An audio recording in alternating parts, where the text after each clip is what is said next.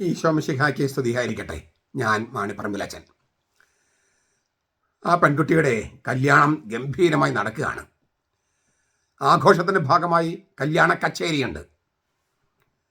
സംഗീതജ്ഞനിങ്ങനെ പാട്ടുപാടി രംഗം കൊഴുപ്പിക്കുകയാണ്. അപ്പോൾ ഈ പെൺകുട്ടി കല്യാണം നടക്കുന്ന ആരുടെ കല്യാണമാണോ നടക്കുന്നത്, ആ പെൺകുട്ടി കല്യാണ മണ്ഡപത്തിൽ നിന്ന് എഴുന്നേറ്റ് പോയി അകത്തെ മുറിയിൽ പോയി, പ്രാർത്ഥന മുറിയിൽ പോയി ചെന്നിരുന്ന് കർത്താവിന് ഹൃദയത്തിൽ സംഗീതം ആലപിച്ചു.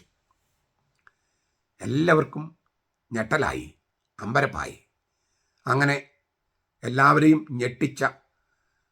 ഞെട്ടിച്ചുകൊണ്ട് ഹൃദയമീണ മീട്ടിയ ഒരു വിശുദ്ധയുടെ തിരുനാളാണ് ഇന്ന് ആഘോഷിക്കുന്നത്.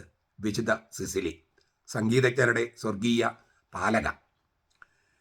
തൻ്റെ ഇഷ്ടത്തിന് വിപരീതമായി മാതാപിതാക്കൾ ഒരുക്കിയ ഈ വിവാഹം കഴിഞ്ഞ രാത്രിയിൽ അവൾ ഭർത്താവിനോട് പറഞ്ഞു, എന്നെ ഒരു മാലക നോട്ടം ഇട്ടിട്ടുണ്ട്, അതിനാൽ ഞാനുമായി ലൈംഗിക ബന്ധം പാടില്ല. ആ മാലാഖയെ കാണണമെന്നായി ഭർത്താവ്. ഉർബൻ 1 മാർപ്പാപ്പ നിന്നെ മാമോസം മുക്കുമ്പോൾ നീ ആ മാലാഖയെ കാണും എന്ന് സിസിലി മറുപടി കൊടുത്തു. കാരണം അവൻ ക്രിസ്ത്യാനി ആയിരുന്നില്ല. വലേറിയൻ എന്നായിരുന്നു അവളുടെ ഭർത്താവിൻ്റെ പേര്. അദ്ദേഹം സ്ഥലത്തെ മെത്രാനായിരുന്ന അർബൻ്റെ അടുക്കൽ ചെന്ന് മാമോസം സ്വീകരിച്ചു. വീട്ടിൽ തിരിച്ചെത്തിയപ്പോൾ മാലാഖയുമായി സംസാരിച്ചു കൊണ്ടിരിക്കുന്ന സിസിലിയെ ഒരു ദർശനത്തിൽ കണ്ടു. വിശ്വാസത്തിൽ ആഴപ്പെട്ട വലേറിയൂസ് തൻ്റെ സഹോദരനായ തിബർത്തിയൂസിനെയും ക്രിസ്തുവിലുള്ള വിശ്വാസത്തിലേക്ക് കൂട്ടിക്കൊണ്ടുവന്നു. അലക്സാണ്ടർ സെവറസ് എന്ന ഭരണാധികാരിയുടെ കാലയളവായിരുന്നു അത്. സിസിലിയുടെയും കുടുംബത്തിൻ്റെയും വിശ്വാസ ജീവിതത്തെക്കുറിച്ചുള്ള വാർത്ത പ്രചരിച്ചപ്പോൾ ചക്രവർത്തിയുടെ പ്രീഫെക്ട് അൽമാക്കിയൂസ് വലേറിയസിനെയും സഹോദരനെയും കൊല്ലാൻ ഉത്തരവിട്ടു. അയാളുടെ കൽപ്പന പടയാളികൾ ഉടനെ തന്നെ നടപ്പാക്കി. അവർ ശവശരീരങ്ങൾ അടക്കം ചെയ്യാൻ ചെന്ന സിസിലിയും പിടിക്കപ്പെട്ടു. തന്നെ ഭീഷണിപ്പെടുത്തിയ റോമൻ പ്രീഫെക്റ്റിനോട് സിസിലി ചോദിച്ചു, യേശുക്രിസ്തുവിൻ്റെ മണവാട്ടിയാണ് ഞാൻ, താങ്കൾക്കത് അറിയില്ലെന്നുണ്ടോ?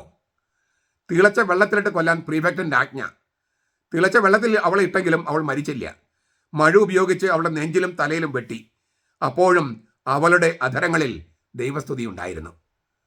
സിസിലി എന്ന രക്തസാക്ഷിയുടെ കഥയാണ് നമ്മൾ പറഞ്ഞു വരുന്നത്. കത്തോലിക്കർക്ക് പുറമെ ആംഗ്ലിക്കൻ സഭയും ഓർത്തഡോക്സ് സഭകളും പൗരസ്ത്യ സഭകളും എല്ലാം ഈ തിരുനാൾ ആഘോഷിക്കുന്നുണ്ട്. 4-ാം ശതകം മുതൽ ഇവരുടെ തിരുനാൾ അക്കാലം തൊട്ടുള്ള സഭകളിലൊക്കെ ആഘോഷിക്കുന്നുണ്ട്. സിസിലി എന്ന വാക്കിന് അന്ധ എന്നൊരർത്ഥമുണ്ട്. സ്വർഗത്തിൻ്റെ ലില്ലി എന്നും അന്ധരുടെ വഴി എന്നും അന്ധരെങ്കിൽ സ്വർഗത്തിൽ നോക്കുമെന്നും ഈ വാക്കിന് ധ്വനികളുണ്ട്. സ്വർഗത്തെ ലക്ഷ്യം വെച്ച് ജീവിച്ച സിസിലി ഈ അർത്ഥങ്ങളൊക്കെ അതിൻ്റെ എല്ലാ അർത്ഥത്തിലും ജീവിച്ചവളാണ്. നമുക്കും സ്വർഗത്തിലേക്ക് തിരിഞ്ഞ് ജീവിക്കാൻ, എല്ലാ കാര്യത്തിലേക്കും ദൈവത്തിലേക്ക് തിരിയുക, അതിനാണ് മാനസാന്തരം എന്ന് പറയുക. പാപത്തിൽ നിന്ന് നല്ല ജീവിതത്തിൽ തിരിയുന്നത് മാത്രമല്ല മാനസാന്തരം. ചെറിയ സ്നേഹത്തിൽ നിന്ന് വലിയ സ്നേഹത്തിലേക്ക് തിരിയുന്നതും മാനസാന്തരമാണ്. എല്ലാ കാര്യത്തിലും ദൈവത്തിൻ്റെ അഭിപ്രായം അറിയാൻ വേണ്ടി ഇങ്ങനെ തിരിയുക, കോൺവേർഷൻ, അതിനാണ് മാനസാന്തരം എന്ന് പറയുക. അങ്ങനെ എല്ലാ കാര്യത്തിലും സ്വർഗത്തിലേക്ക് തിരിഞ്ഞ് ദൈവത്തിലേക്ക് തിരിഞ്ഞ് നിന്റെ ഹിതം എന്ത് എന്ന് അന്വേഷിച്ച് ജീവിക്കാൻ സിസിലിയുടെ തിരുനാൾ ദിനം നമുക്ക് ഒരു പ്രതിജ്ഞ എടുക്കാം. അങ്ങനെ ജീവിക്കാൻ നമുക്ക് പരിശ്രമിക്കാം. കർത്താവിൻ്റെ കൃപയുണ്ടാകട്ടെ. നമ്മുടെ കർത്താവ് ഈശോ മിശിഹായുടെ കൃപയും പിതാവായ ദൈവത്തിൻ്റെ സ്നേഹവും പരിശുദ്ധാത്മാവിൻ്റെ സഹവാസവും നാം എല്ലാവരോടും കൂടി ഉണ്ടായിരിക്കട്ടെ, ഇപ്പോഴും എപ്പോഴും എന്നേക്കും. ആമേൻ.